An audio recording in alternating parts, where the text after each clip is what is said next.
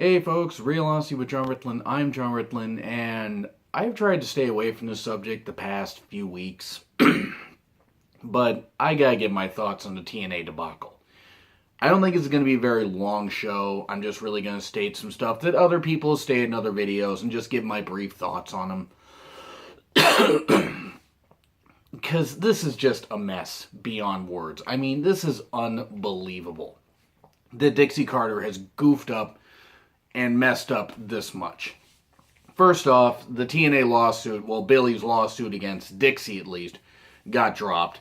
But during that, apparently they said in front of a judge, Dixie, and I'm assuming her lawyers, that her parents probably paid for, that Billy is owed $2.7 million by TNA. That's an astounding number. It makes sense that it would be that much, though, given that he thought he was getting, a stake in the company and whatever and this kind of stuff. But apparently, even if he had gotten it in writing, which I don't think he did, otherwise this lawsuit might have held more water, Dixie and everybody just ran the company the way they wanted while they used Billy's money.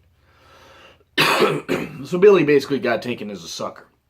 Now that is sad, but he should have gotten something in writing. That being said, that's about the only smart thing that Dixie did, was somehow manage to avoid getting something in writing. Billy is out of TNA, he's no longer the president.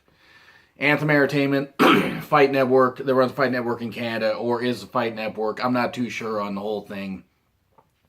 They've taken over control of TNA's day-to-day operations. I guess they're a credit facility to fund TNA. While everybody else is getting away, for some reason, this company feels that TNA is viable. Now, if they take over everything and, decide to fund TNA and can run it out of Canada or something like that, hey, that might work. Only problem is I don't know if Jeff Hardy's able to get into Canada because of the whole drug arrest thing back in 2009. I know he can't go to the UK.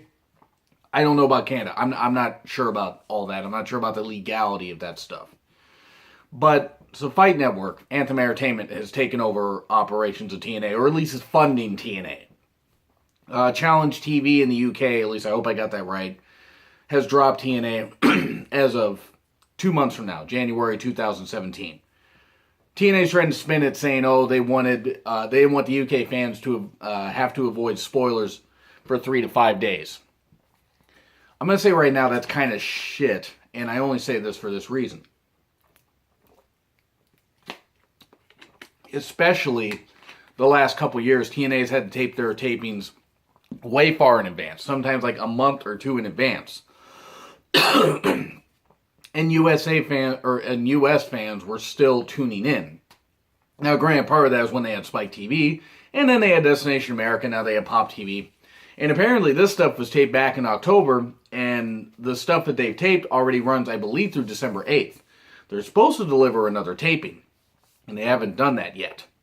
They don't have the funding for it. I guess it was supposed to be total nonstop deletion at the Hardy's compound or whatever, which is just going to be more pre-taped goofiness or whatever. But hey, if it works, it works.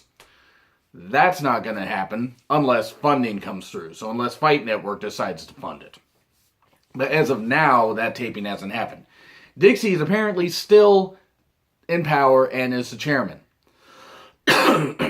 What does she keep doing to stay in power? Does she have a loaded gun to somebody's head?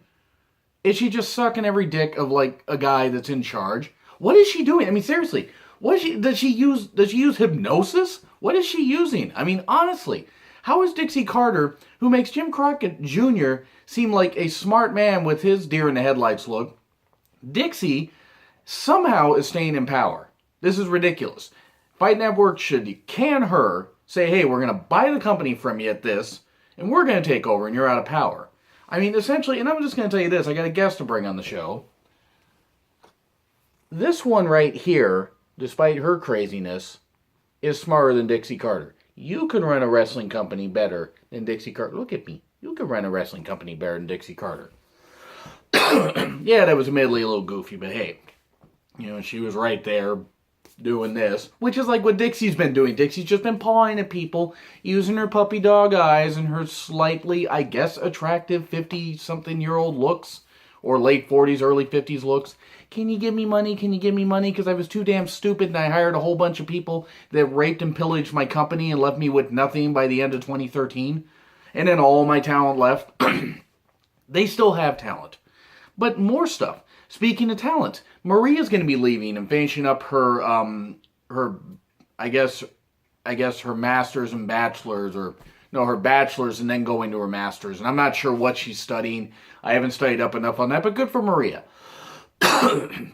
Hopefully it works out for her. Davey Richards is apparently going to be retiring. Now, he's had a lot of leg injuries and other injuries. That makes sense. And I believe he has another job outside of it. I mean, I believe I was talking to @JJF Tweets one time, and that he's a paramedic or fireman or something. I think he's a paramedic, which probably pays him pretty well. But also, just injuries will pile up, and injuries get harder to come back from the older you get, and maybe he just realizes it's just not for him. It's a shame because he is talented, but it's not too surprising that Davey Richards will want to leave. And then Billy, apparently, and this just came across the wire, Billy says he'll sell his if he's not paid today. So we'll find out later today. If he's not paid today, he's going to take his TNA stock, which I was not aware that Dixie Carter even knew what the stock market was. Billy's going to take his TNA stock and sell it to a pro wrestling titan, so possibly sell it to WWE. I don't know how much stock he has. I don't know if it'll make a difference in what Fight Network can do with the company. But if that puts a goof in it, I mean, hey, that would be kind of interesting to see if WWE could get back into it, because then that would bungle the whole thing. I don't want TNA to go away as a brand, but at this rate, I wouldn't be surprised to see other talents leave.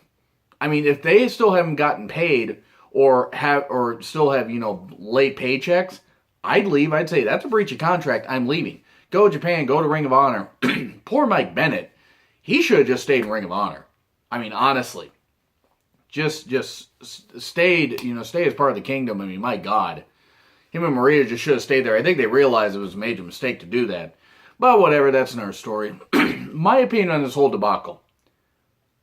TNA somehow will survive if Anthem Entertainment is willing to fund them. But what are they going to survive as?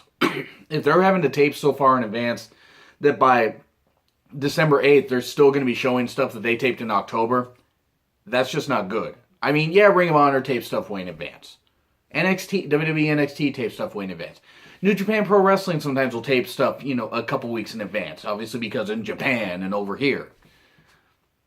But taping stuff so far in advance at this point when you're releasing talents or talents are just leaving for TNA is just not a good look. So I think, honest to God, it could be dead. I hope it's not. I hope somehow get Dixie out of power. Maybe Anthem Entertainment can take over and do well. Who knows what's going to happen, though. That's my opinion on the whole thing. I'm just baffled by how TNA continues to spiral out of control. The AWA, WCW, ECW didn't get this bad. This is just sad. So anyway, those are my opinions. What do you think? Do you agree? Do you disagree with what I said? What are your thoughts on TNA? Share them in the comments. Like, share, subscribe. Twitter link is in the description. It's been Real Honesty with John Ritland. I'm John Ritland. I'll see you soon.